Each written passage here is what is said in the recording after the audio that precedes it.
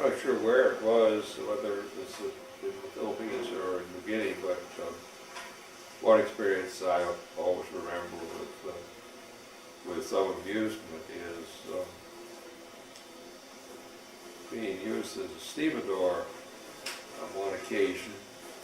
We went out in some of the landing ships, and I was down in the hold of the vessel loading cargo nets up, and then they'd be hauled up and taken ashore. And it's pretty hot work down there, and but that was okay. But I found a case of Baby Ruth candy bars. And I alerted my buddies up above that I was sending up, and they were to liberate it and take it back to our campsite, and we'd share it that evening. And so I did so. I got, and they did so. I took them off, and of course I was a little later than the rest in getting back to the base because.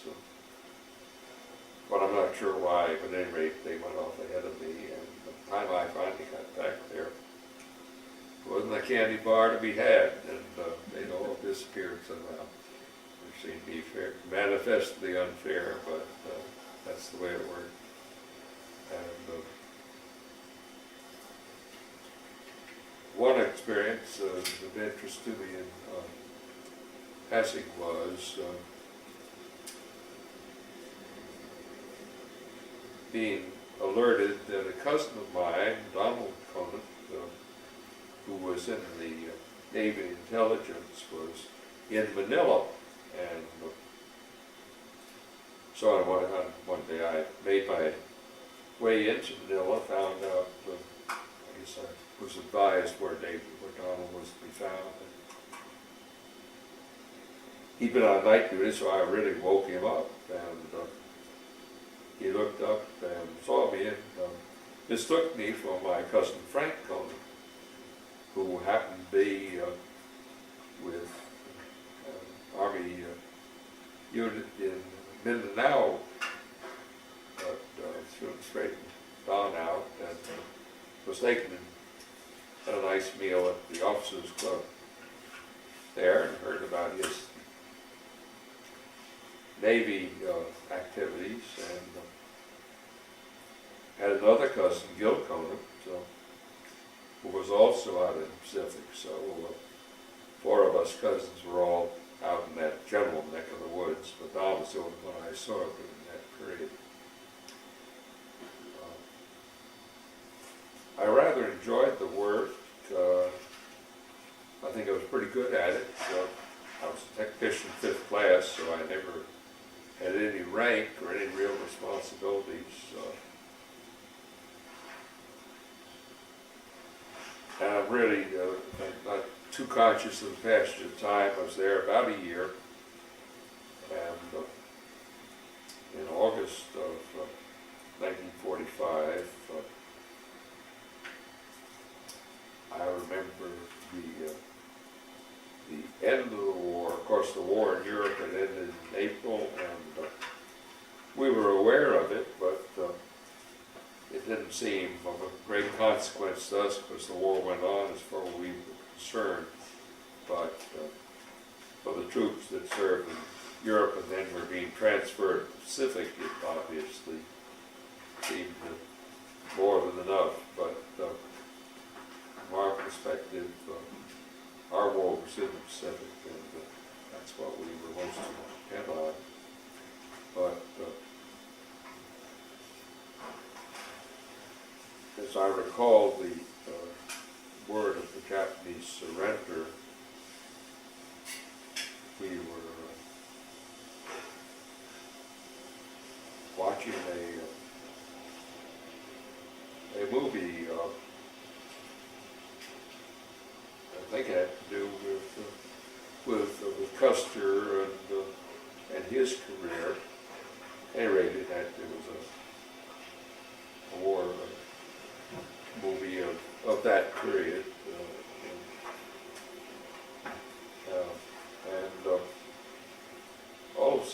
the screen went dark, and the officer stepped out, and he was roundly booed for interrupting the movie, but he quieted us and announced that news that I guess where the atomic bomb had been dropped in that piece, which was the first I had known of it, and at any rate, the Japanese had surrendered, or at any rate, hostilities were ceasing. And of course, it was a wonderfully exciting thing, and none of us paid any attention to the movie any further. We just were glad that the whole thing had come to an end. But our work went on. We continued to work for the next few weeks, finishing some of the work on the hospitals. And at the end of a long day,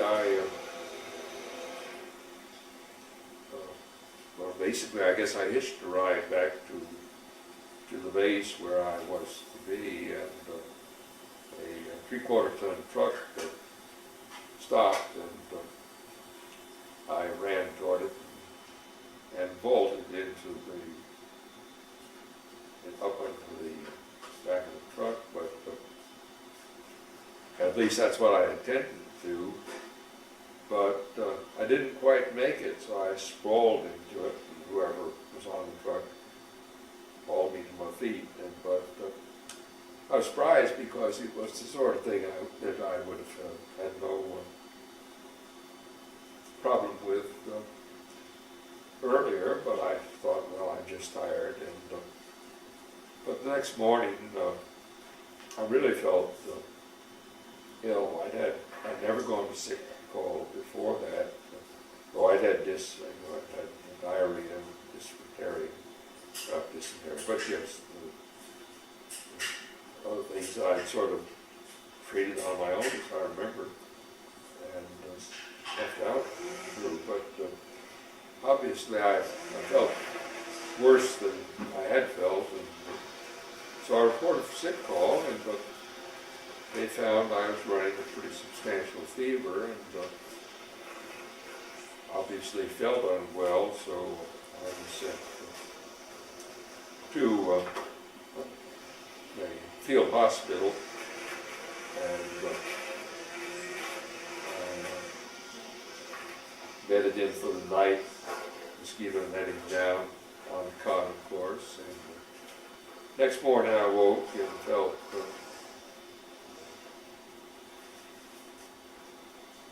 a little better, as I recall, and sat up on the edge of the cot, and then tried to stand to roll up the mosquito netting. And when I tried to rise, I sprawled on the floor, and of course some folk came to pick me up.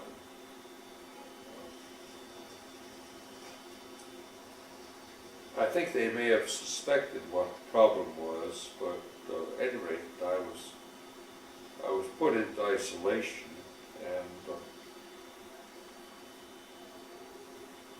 I was aware that I'd lost I don't know if I'd lost the sensation, but I really was not able to move my legs with any comfort, and my breathing was more and more difficult. It felt as though I were breathing really just in the upper portion of my chest, and I felt that, and I don't know that I've been told that polio was a possibility, but I knew that something wasn't right, and that if it continued to advance, that the breathing would be impossible for me. In fact, I thought that I might well be dying, and that couldn't get more breath, that I was at risk. I don't recall that I had any sense of enormous fear, but it would have been easy, I think, to just relax and said, well, so be it. But I felt, no, I need to really make an effort to fight against it. And I did, and really reported somehow or other to a medical attendant, nurse, whoever it be. And the next thing I knew, I'd been put into an iron lung. And well, first I was transferred from where I was to what I suppose was a sort of a general hospital. It was in Santo Tomas University, large university in Manila, and which had been requisitioned, of course, by the Army. It was used, at least part of it was used as a hospital. And I was put into what had been an old classroom, one cot in the classroom, and of course in this case in an iron lung, and not very well aware of my surroundings, but and night came along, and the iron lung was really doing my breathing for me, and it was really very hard to sort of relax and let that happen, but I suppose through the night I did. In the small hours of the night, 2 or 3 in the morning, I suppose, I was aware of a form standing beside the bed, and became aware that it was a military chaplain saying a prayer for me. I must have been, and I didn't speak with this person, and I don't know if he knew that I was aware of his presence, but I thought to myself, well, I didn't realize it had gone this far, but I resolved to do my best to get through it and not to slip away. And, so I got through the night, and perhaps another night or two, but after a time, I felt that really I could manage without the iron lung, and when I did see a doctor the next day, I expressed that opinion to him that I thought that I could make it without being in the lung. So I was taken out under observation and never went back into the iron lung again, but if it had been a little bit more severe at that point, I would have been completely dependent on the iron lung, and perhaps it did make a difference in those first few days. But I managed to function without it at that point. But at that point, I was almost completely paralyzed. I recall that I could lift my head off the pillow, and I could move my hand by working along my fingers along enough to scratch my chin, and later on to hold a paperback book, which I'd have to put on my chest to change to move from one page to the next, and so on. But so really, largely, I was diagnosed as having polio. They did a spinal tap, which was painful, but that was itself not serious. I could not feed myself. I was fed ordinarily by a Filipino ward boy or attendant who didn't have much in command of English, and as I recall, it was a very difficult experience because there wasn't any real sensitivity to how quickly I could eat and so on, but just one of those things one endured. So I was there on the bed in this in isolation. There was one bright light, that being a young Red Cross girl who came in to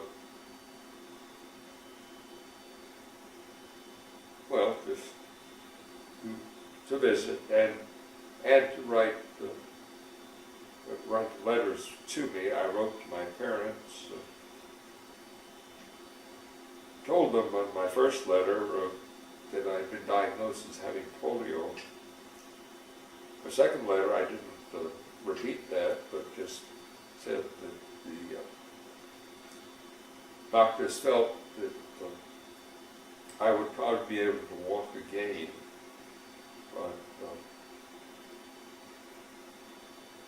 and of course, as fate would have it, my parents received never did receive the first letter I wrote, but received the second letter, and so they didn't really know quite what my condition was, but just that I just thought that I might walk again. This is just family story now, but my mother's mother, my grandmother Ackman, lived with us, and she was an elderly woman, about the same age I am now. I think I'm 81, and she woke crying one night, and my dad heard her, and my dad asked her what the problem was, and she had a very good dream that I had lost my legs, and she was Scottish descent, and there was always a sense that she was sensitive to things of that sort, but this was just about the time. It may have been exactly the time I was going through this experience, which of course my parents were not aware of. It took 4 to 6 weeks for letters to get back and forth, and so it was some time before they heard that my letters sort of confirmed what Granny had said, that my legs were in danger. And of course I learned of that later, but in time my parents did get the word officially that I had polio, but it was some weeks after the actual onset of the disease. I was there for a period of weeks. My buddies from the switchboard group could walk up on the outside and wave through the windows, but we didn't have any real communication, but it was good to see them on several occasions.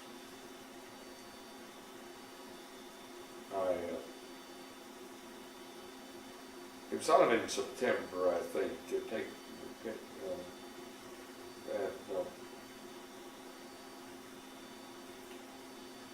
I was well enough to travel home, and the trip itself was interesting. Carson Hospital playing with people with all sorts of disabilities, but I was flat on my back. I couldn't. One of the challenges, of course, is that when one lies flat on a surface like that, couple of hours, it's important that you be moved. And so it was a question of trying to attract someone's attention and getting that done. Sometimes it was well done, sometimes not so well done, but I do have one memory was that I was able to grasp the side of the bed with my working hand, by sort of walking my way across with my fingers to the edge of the bed, and at one point must have been on my side and wanted to shift, and you'd almost feel desperate about wanting to shift when you'd really almost immobile. And I must have had some fair amount of pull in my right arm, but I pulled myself enough so that I not only rolled over, but I rolled further over, but I rolled right out of the bed, hit the floor with a thump, but no real damage done. So it was interesting. It was quite an experience, and, but I don't remember anything but a brief period when I felt that this was a very serious matter. I always had a sense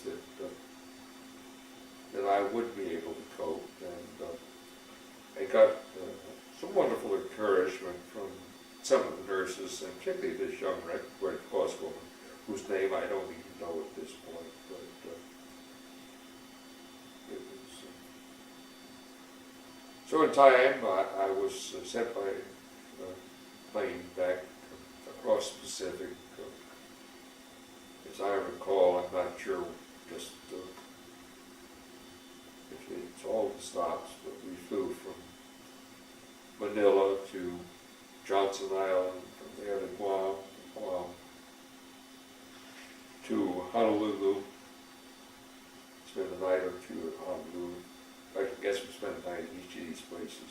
And then on to San Francisco, and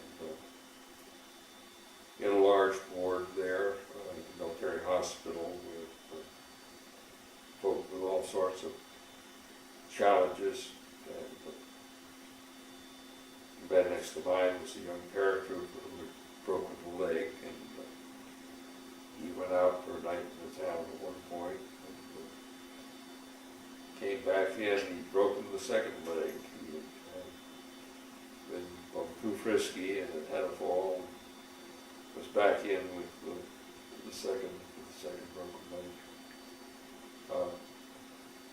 And then came time after several weeks to fly cross country to be closer to my home in New Jersey, and the plane took. We flew from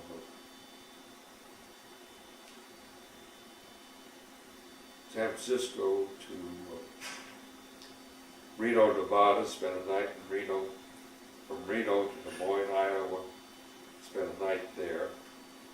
And that was an interesting experience because we were in the hospital unit at the WAC Training Center in Des Moines. And that evening, a group of the girls came in to entertain us, and I can remember with pleasure having female companionship really for the first in over a year, and having being fed beer through a straw, and I ingested an enormous amount of beer. I filled a urinal at bringing the second urinal. That's how much beer I drank. But, so from Des Moines to Tilton General Hospital, again in Fort Dix in Jersey, and I was on a litter, of course, in the floor of the hallway, waiting to be assigned a bed. And a young nurse came along and looked down at me 6-day growth of beard at that point, and she says, "What is it?" And was put to bed, and I think in a private room. I don't think it's in war at that point. And soon thereafter, my parents arrived, and my dad gave me a shave, and of course it was lovely to see them. And my brother at that point was in the Navy. He'd be 3 years younger than I. So I didn't see him for some little time. But the question at that point, after a week or two, I received no real treatment there. So I received good care, but no real active treatment for the effects of the polio, which were pretty severe. But it was where I was go for rehabilitation, and my mother and father, of course, asked the question, and they were advised that it hadn't been finally decided, but probably I would go out to Hot Springs, Arkansas, where there was a large rehabilitation center, and my mother, whom I've mentioned, was sort of take charge gal. Soon thereafter, got on the telephone and began to make inquiries about who she might talk to in the New York area, who would know a lot about polio. And she referred to a Dr. Stimson, who was the leading authority at that point, and she called Dr. Stimson's office, and he was good enough to speak to her, and after hearing her explanation of my situation, he said, "Well, if he were my boy, I would have wanted to go down to be sent down to Warm Springs. They're doing very good work there, so I think the best in the country, Warm Springs, Georgia." And my mother's response was, "Well, what can I do to perhaps facilitate that?" The doctor volunteered. "Well, perhaps I can be helpful." It turned out that he was a first cousin of Henry Stimson, Secretary of War, or Secretary of the Army, I guess it was at that point. And at any rate, the long and short of it was that I and a Sergeant Hughes, who also had polio, was sent from Fort Dix, the Children's Hospital there, to Warm Springs. He went earlier than I really didn't get to know the sergeant particularly, but I remember the trip down to Warm Springs by train. 2 young corpsmen went with me. They really had never left the Northeast, and so this was a brand new experience for them, as it was for me going to the South. I'd never been to the South before, but we arrived in Atlanta, Georgia, and I was taken out, took a window out of the train, and put my litter through the window and into a waiting ambulance, and the 2 young corpsmen went with me, and the driver of the ambulance sort of tied the siren down, and we just barreled our way out of the terminal station in Atlanta, Georgia, and on down the road to Warm Springs. And I was there for 9 or 10 months, really, from December of 45 to September of 46. Assigned to a Navy unit, so it was I and Sergeant Hughes and 25 or 30 Navy, Marine, and Coast Guard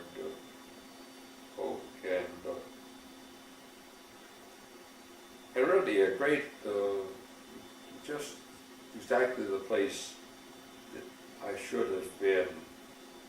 I got very excellent care there. That, for those of you who may know Warm Springs, we were in Press Hall, and I was in a room that we called the fishbowl. It was really, I guess, a solarium. It was largely glass, and there were 5 cots. I in one of them. And, got a lot of good care there. There was a young corpsman who we all rather enjoyed. He had a great line of gab, and in fact, he got a hold of photographs of some of the fighting on Iwo Jima that a young Marine, Sam Pierce, had, and we were just showing Japanese casualties and a variety of other things. And this young man, who happened to be Bobby Lee Cook, a name known well through the state of Georgia now, as a very prominent and outstanding attorney. And anyway, Bobby Lee was then an 18 or 19-year-old, brash and very articulate, and he crafted some marvelous stories about his exploits as a combat medic in the Pacific around Sam's photographs. I doubt if at that time Bobby had ever been out of the States, but at any rate, he told a mighty good story. But he also was a kind orderly who took good care of me and others, and went through the standard treatment for polio at that point was to, particularly someone like myself who was stiff as a board, to use hot packs at the hot towels and so on, really very hot,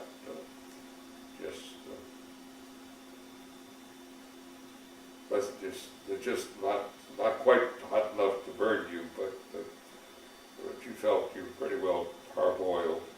And then the physiotherapist, in my case, was Miss Haugen, to whom I am enormously grateful. She was a Midwesterner, Minnesota, I think, and Miss Haugen put me through my braces, which basically meant stretching me in every way I could be stretched. Again, not enough to repair anything, but about as much as one wanted to stand. So it was tough duty, but the nice side of that was that occasionally I would get into the pool at Warm Springs. The water temperature is about 85 degrees. Then we would get our treatment in the mornings principally, and then in the afternoons we're free for recreation of a sort. At that point I was getting around a wheelchair, and I'd gotten enough use of hands and arms back that I could maneuver the chair by myself. And the bridge was one of the great entertainment. I had played a little bridge as a boy, just learning from my grandmother and my mother, but with bridge we played many afternoons and evenings at Warm Springs. And it was a very nice way to interact with the civilian patients there, many of whom were young adults, and in fact many of them are about our age, so there were love affairs, but in any case a very nice interaction with the other patients. I learned a lot about the South at that point, learned to appreciate the wonderful dogwood in the spring of the next year. Learned to enjoy barbecue with the help of Ms. Haugen and others, Dr. Bennett being the medical supervisor at that point. I learned, got me up on my feet, and to be stood up for the first time. I felt as though I was 7 feet tall. It was wonderful after 5 or 6 months of being flat on my back to be up on my feet, but I felt, and of course that was not only with the help of a brace on my right leg, but my left leg had regained a good deal of strength. But it was a good experience, and I'm grateful for the care I got there. I was discharged in, as I recall, September of 1946. Sat down to Fort Benning, to the station hospital there. Spent 3 or 4 weeks probably there before I was finally discharged. I've got one pleasant memory of that being mobile enough at that point. I was walking on crutches and going up on the top of the building, and there was a large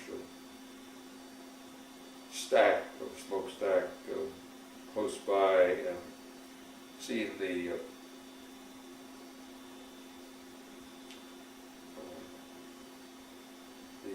birds, the chimney swifts, I guess they were,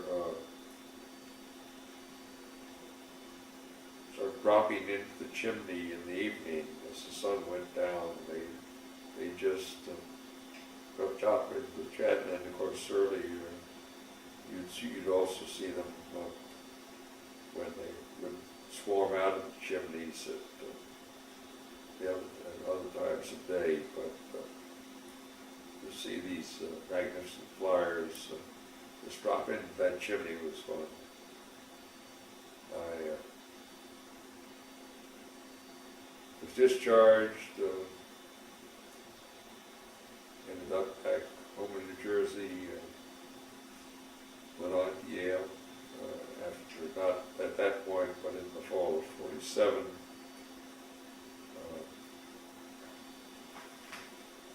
Went through Yale on crutches, had several falls and so on, broken arm at one point, but everything went well. And when I graduated from Yale, my father made a very sensible suggestion that I seek a milder climate, and where I didn't have to cope with snow and ice, because I'd had more than a few falls on the snow and ice in New Haven that period. So I made my way to Atlanta in the fall of 1951. One music experience at Yale, of course. When I started, I was 23-year-old, so I was very much older than most of the freshmen. The first class I attended was one who with engineering drawing, as I remember, whatever it was. I got to class fairly early, but there were 5 or 6 young students there, and they looked up, and their first question to me was, "May we take any seats, sir?" Thinking I was the instructor, but of course I was a novice like themselves. So I did complete the course at Yale, and ended up selling securities in Atlanta. In the spring of the following year, I had the wonderfully good fortune of being invited on a blind date by June Metzger, she and her husband Don were entertaining for a young couple about to be married, Bill Hamilton and Foster Adair. I was asked if I would escort Bimby Harlan to the fair. Didn't know Miss Harlan, but I said sure, I'd be happy to do so. I called Miss Harlan and made a date to pick her up in time for the affair. About the same time, I had an invitation to dinner that evening by Bill and Ellie Morrison. Bill Morrison was in textile sales, and I knew it because, of course, my dad was with the Conant Sears Company, but they had a sales office in Atlanta, and I got to know the people there. So I picked up Miss Harlan and met her dad, John H. Harlan, at that point, and her cousin, Arthur Harlan, Dr. Arthur Harlan, who was an intern down at Grady Hospital. He was doing an intern during working under a fine physician there at Grady, and so that was a pleasant experience. Bibby and I had a nice time that evening. This would have been in May of '52, and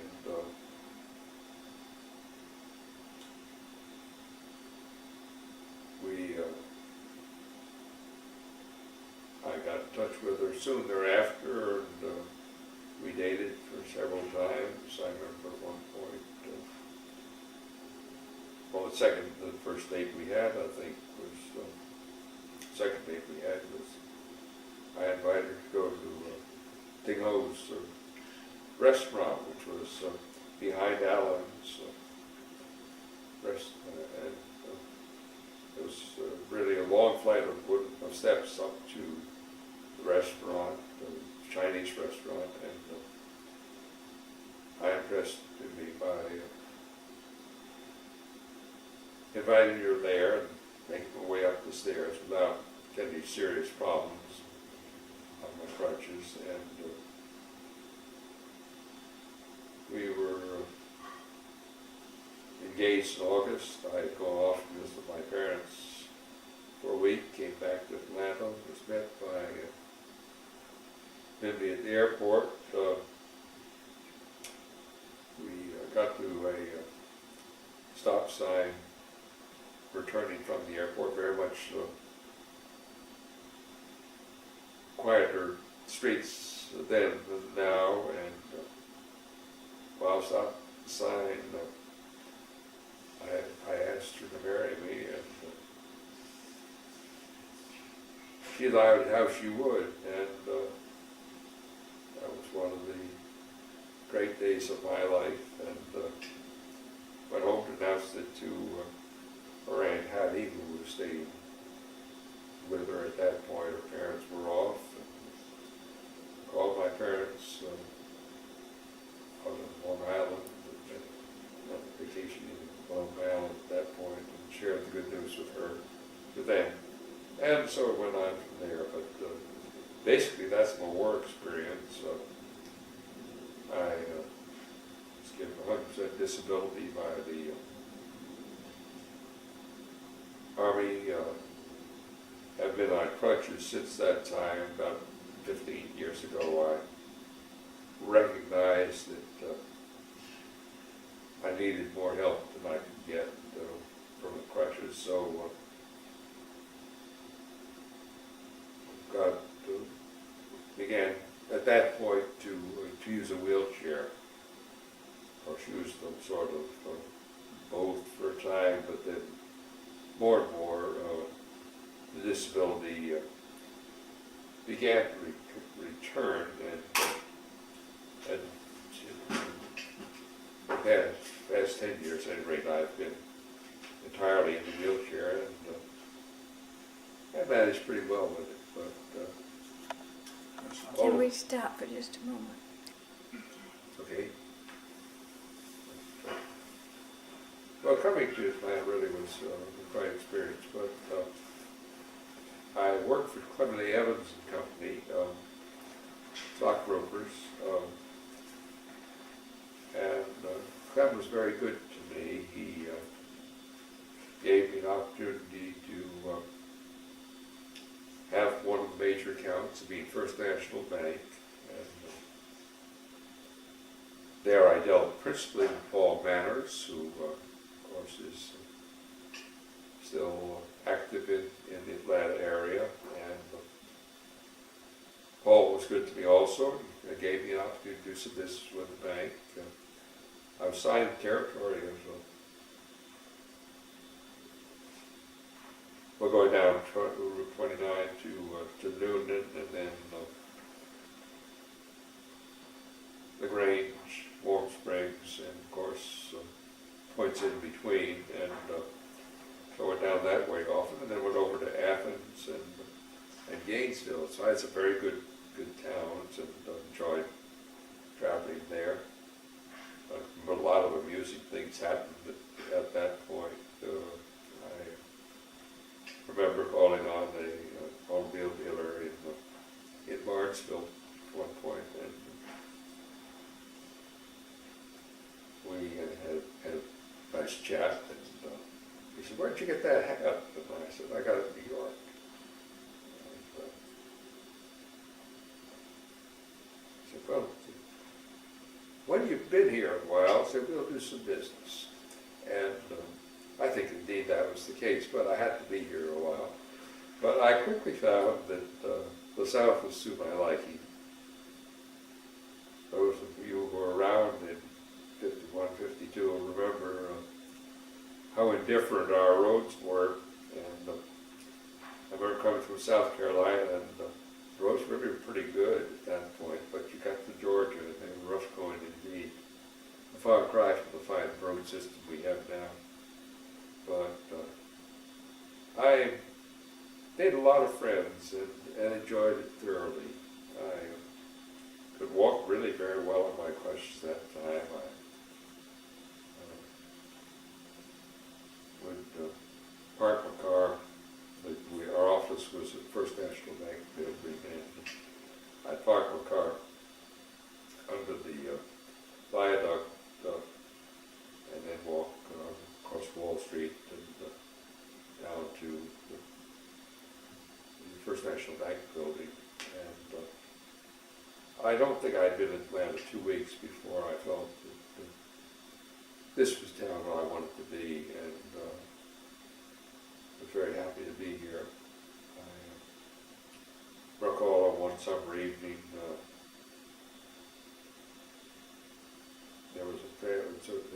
Mrs. Sage was one of the residents of the Georgian Terrace where I was living.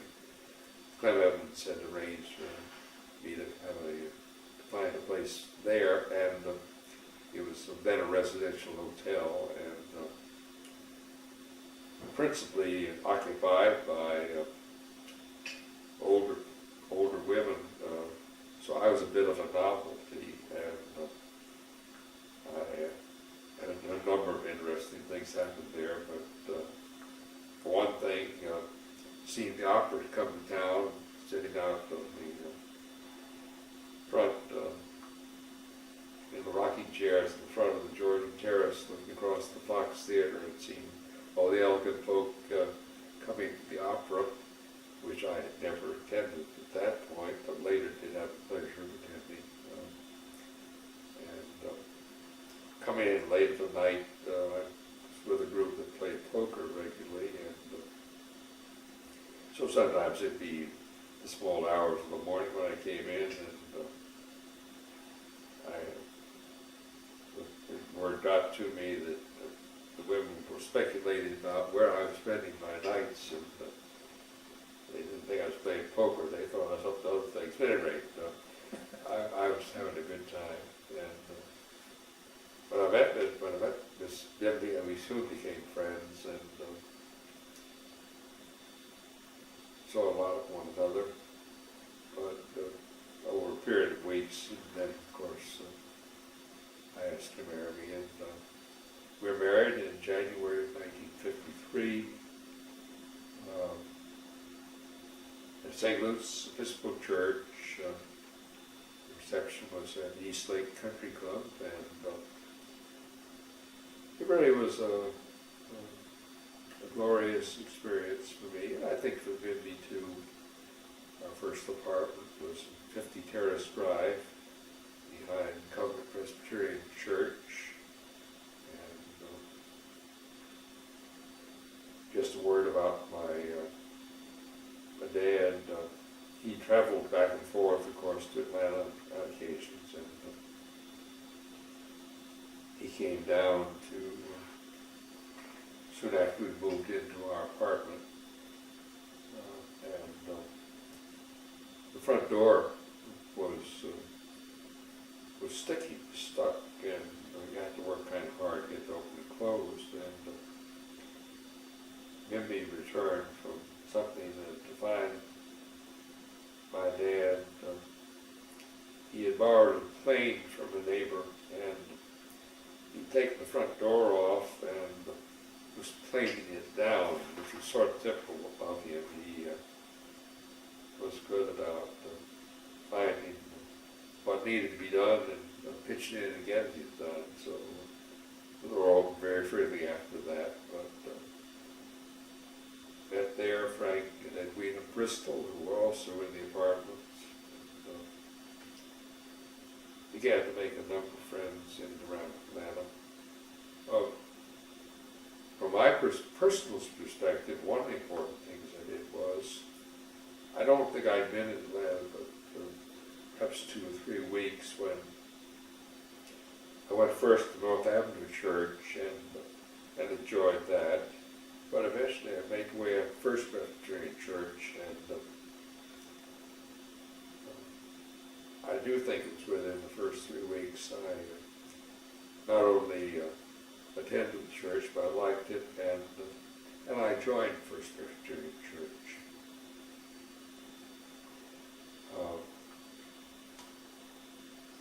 Young Alan Gardner was the assistant pastor there at the time. The pastor, Bill Gardner, was ill, and he was filling in. And because he was a relatively young in ministry, a lot of the notable people of the Presbyterian denomination at that point, folks like Dr. Olson, who was the president of Agnes Scott College, and McDowell Richards, who was with Columbia Seminary, and others preached. So I heard some of the outstanding preachers of the Presbyterian Church at that point. Also attended services at Grace Methodist Church with Ruth and Ruby Cowan, who were friends. They were twins. Some of you may remember, red-headed twins, very sweet friends. And Ruby was the secretary at the John H. Harlan Company, not John Harlan, but at William Searson Company. And so, Debbie and I married in January of that winter, and 53. In October of 53, John Harlan asked me to come with the firm of John H. Harlan Company. Clem Evans predicted I wouldn't work very well. It was hard to work for a father-in-law, but I found it suited me very well. John Harlan was a great person, really, a lovely man, and a fine employer. The company prospered. We really had a remarkable period of growth in the beginning in the middle 50s, with the encoding of checks, processing through the system. And the company prospered, and I prospered with it, and retired after 35 years since that time. I've either managed or been actively involved in the management of the John H. and Wilhelmina D. the Harlan Charitable Foundation, a charitable foundation which Mr. and Mrs. Harlan established in early 1970s, 1972 I believe it was, and I was really managed the foundation for years. Then my daughter Margaret, and since then Jane Hardesty, but I continued to be a trustee of the foundation, which Mimi and I, had a lot of fun with. She chaired the board of the foundation, and we had 50 very happy years of married life. She contracted breast cancer at about age 49, I think it was, and in 1971, and lived for some 30 years thereafter, dying in January of 2002, or 2003, January 2003. And it was very moving at that point. She lived to celebrate our 50th wedding anniversary, and we had a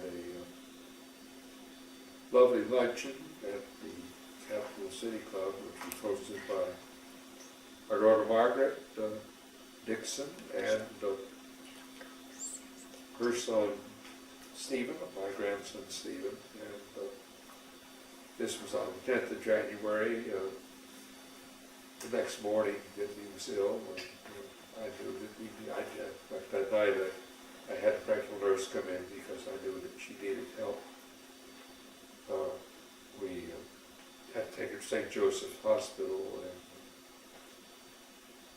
she died there on the 22nd of January, 2003. And so we celebrated her 50th year, but I think really it was only her courage and determination that enabled her to last the whole those final weeks. But she did, and it's been a great blessing. I have a real sense that the Lord has guided me thus far. I felt that coming to Atlanta was just the right decision for me. I love this city, and through the foundation I've been able to be aware of a lot of the good things that are going on in the city, and a lot of good folk who make things happen here. And it's been a privilege to be a helper for some of these folks who were doing the necessary things that we need. And I'm grateful for my life in Atlanta. And I've really loved being part of this community. And I hope to live out my days here and be buried out at Westview Cemetery one day with my precious wife with me. I'm grateful too to the History Center, which she took more interest in than I, but I do recognize how important it is to a lot of folk who've made a contribution to our community. And I would advise younger folk trying to make their way here to be actively committed to the health of our city and to seek the welfare of the city, because as the Bible says that in Jeremiah, seek the welfare of the community to the exiles, seek the welfare of the community which I have sent you, because in its welfare you will find your welfare also. And I found that true here. And I pray God's blessing will be on this great city.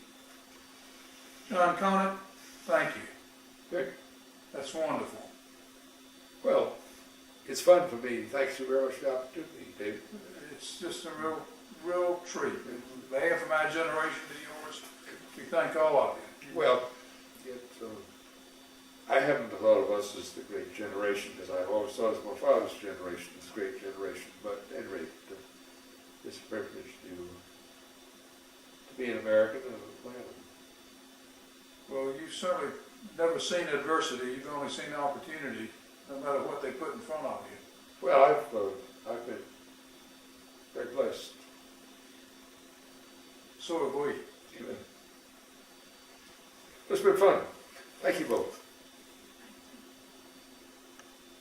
And the Presbyterian Atlanta, where we just completed a campaign, raised $7.9 million, which I had the pleasure of co-chairing with Jan Stewart Tolbert, who is now the pastor of church in Carrollton. And that's been a joy of life. I've enjoyed the responsibility of fundraising as well as giving money away. So if those of you who are inclined to do good things, keep the door open if I come.